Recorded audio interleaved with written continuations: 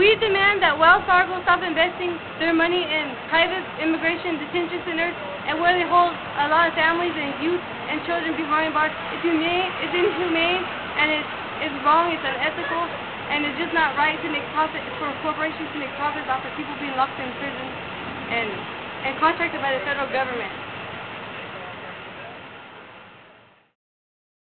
Well, Wells Fargo's been around for a long time. People don't know that.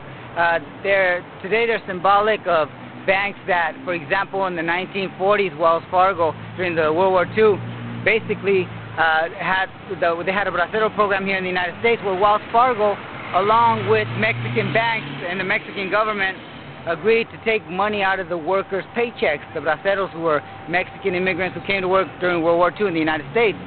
Wells Fargo was accused of keeping a lot of that money, and for a long time, neither the Mexican government, the banks, nor Wells Fargo could account for that money. Where did it go?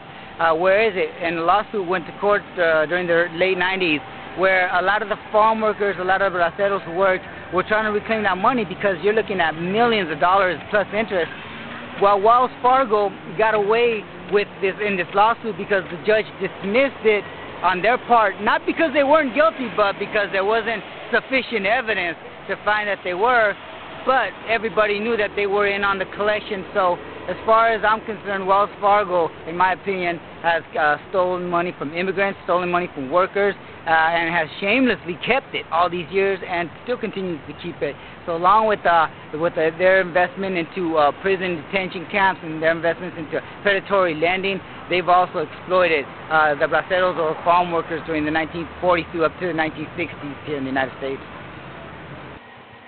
In the late 1970s, when we, as National Land for People, were organizing to get the water law enforced so that small farmers could get water that was being illegally used by the large landowners, we had a checking account at Wells Fargo.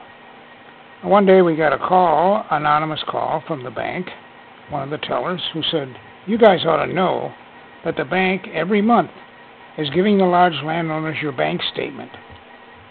Therefore, they knew everything we were doing and where we were getting our money. Wells Fargo at work.